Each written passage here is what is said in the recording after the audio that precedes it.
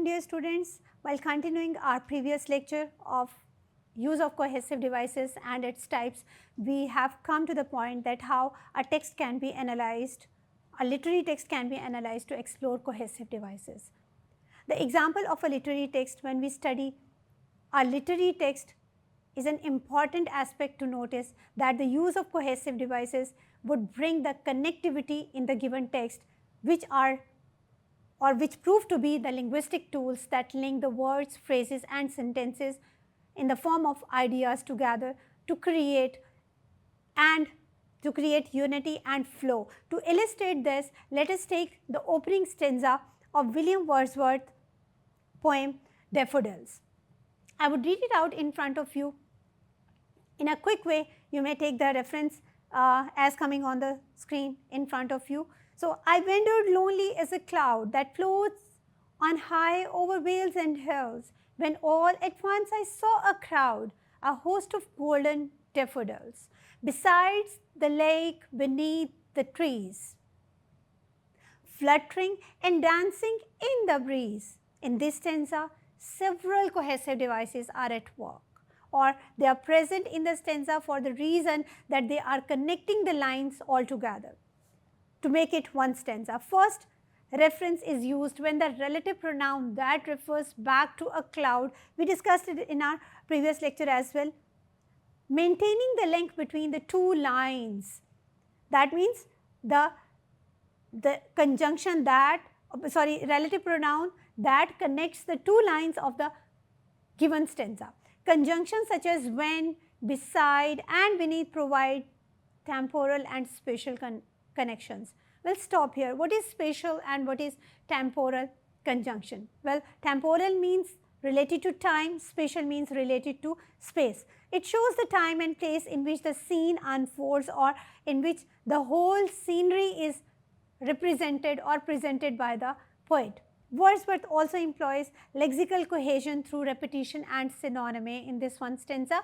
The words like crowd and host both describe the multitude of flowers. So, it means these are your collective nouns, while the image of daffodils is repeated to reinforce the central focus of the poem. So, it means all the imagery that is created for the daffodils is through the use of adjectives, nouns and verbs collectively. We also find parallelism in the lines, for example, beside the lake, beneath the trees. Although parallelism is not your cohesive device, I am just discussing it as your textual device, where similar structures give rhythm and structural balance to the description. But still it develops like a conjunction, or it develops like a connectivity in between the two phrases. Furthermore, collocation is evident or is seen in the pairing of words like fluttering and dancing, very common, which naturally belong together in the semantic field of joyful movement.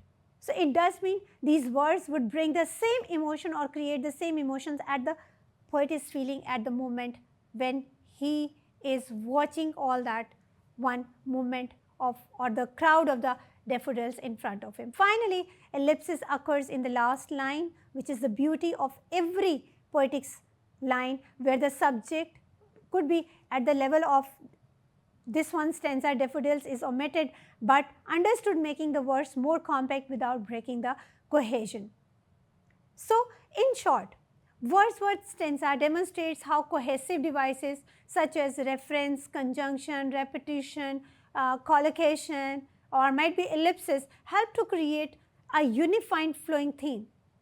But that idea, that description which guide us as a reader smoothly from one image to the run from one image to the next and reinforce the central idea. Why? For the reason central theme of the daffodils, for the reason of its beauty and the movement we can imagine through the lines. What you need to do at your home? Well, your home task is to explore cohesive devices from the given stanza as it appears or it is just appearing on the screen. This one stanza, next stanza would be there for your home task as an example. Example of a non-literary text would also be provided in our today's lecture, that how the cohesive devices could be used in our non-literary text to make it more cohesive and compact. Let's say, for example, if the reference, conjunctions or these repetitions are not there as a lexical cohesion in our text, what would be there to explore the text as one unit? Nothing, for sure. But what if these are bound or contextually bound in the taglines or the slogans of some advertisement? Let's explore our Pakistani adverts and how they make the slogans more memorable and effective by the use of these conjunctions or repetitions, lexical cohesion. From analyzing many Pakistani taglines, some cohesive devices are very common. If you just observe, you would be observing by yourself that parallelism is common. Let's say, for example, at the level of lexical cohesion, because they help slogans to be memorable, to be persuasive, to call to your personal emotion, using the reference like you or your, sometimes we as well, to develop the sense of collectiveness, the contrast between the two objects, the reframing of the objects that turns a negative thing into a positive image, like stains are good. In our Surf Excel's commercial we find it. Or using juxtaposition, that how the words are combined together, using phonetic cohesion, rhyme, meter, similar sounds, they all retain what? Cohesion and cohesiveness. Advertisements are made extensively, as a product to use cohesive devices for the audience to ensure that their taglines and slogans are all remembered and their product would remain in the audience's mind.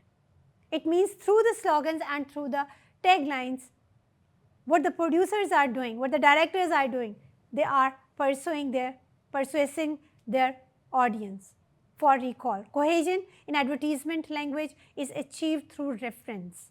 Remember, through reference, through conjunctions, through repetition, as I said, through sound patterns, or at phonological level, they are created sensibly and cautiously to bring a rhyming pattern, or by the use of alliteration. Pakistani advertisements, particularly those with English or bilingual slogans, provide excellent examples of this. And without it, without mentioning the code mixing, code switching, I cannot move forward. Why? Because in Pakistani commercials, the use of Urdu words are used for or to target the audience. Take for instance, first an English lines for L'Oreal's slogan, because you are worth it, or because you worth it. You must have listened it to Aishwarya or some other, any other model in the Pakistani context. These cohesive devices of reference like you are worth it. Although there is no conjunction, but there is a reference, that reference is you, and that you is the audience for whom it is created. That is the target population, which creates intimacy. And whenever that one reference you is used, it brings the proximity or the closeness in between the two participants. Because also that it brings a causal effect in between the two. Whatever your problem is, because you are the one who worth it. The lexical cohesion between worth and ideas of value definitely reinforces the emotional appeal of self-worth. So who is important? One more thing is over there. Either the males or the females. Examine it by yourself. Similarly, Surf Excel's famous tagline, "दाग तो अच्छे होते हैं." Have you heard it? Yes, stains are good, employs contrastive cohesion. And this is what we call reframing of the idea. Stains are good. Do you really feel? The word to acts like a conjunction that sets up a surprising relationship between daag and achhe. These two things are contrastive, but they are made good through the word of to. Normally seen as negative, stains are reframed positively, a cohesive twist that captures attention and persuades audiences. So stop here. Stop here for a while and think all those taglines which could have been reframed your thoughts and ideology which is culturally bound. I would remember you one more example of your Fair and Lovely commercial. The taglines are just like, developing and molding your ideology. Surf Excel's campaign line, Haar ko harao, this one is also there, that uses the repetition of lexical roots and alliteration. Haar ko harao. So, phonological level, alliteration is used. The echo between har and harao gives rhythm and unity, while the imperative form creates a motivational call to action. You know, an imperative tone is used by the product developers, that it is inside you that you can do it. The ability is inside you. Similarly, Tarang's slogan, Maza aisa dil dance mare, relies on internal rhyme and collocation. Words like maza, fun, dil, dance, these all are playful words with musical effect that ties the experience of taste, experiences the taste with which emotions, joy, and for sure merrymaking, and for sure movement. It makes the slogan easy to remember as well. And this is not all and all. You have many more. I just remember one more slogan from Allied Bank. Hamara account aapke dil mein. Important to notice. Hamara account aapke dil mein. It's again reframing your thought.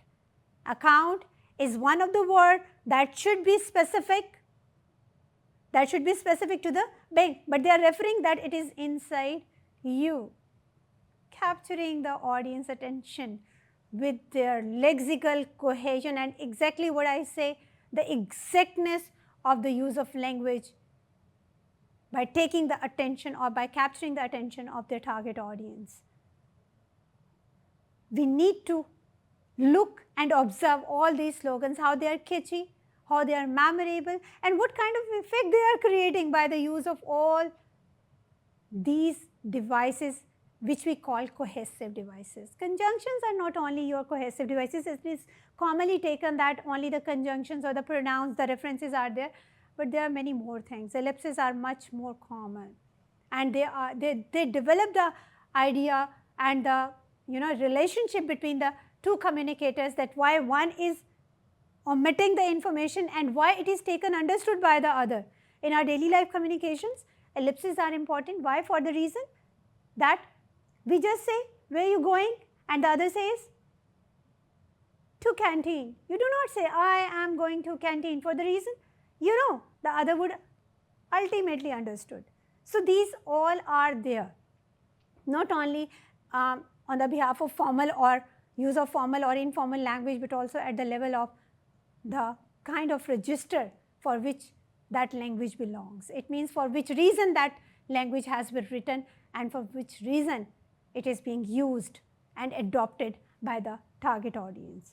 Well, I like to explore more and more at the level of cohesion, cohesiveness, and especially for lexical cohesion that explores your semantic and pragmatic ability to stylistically evaluate the text.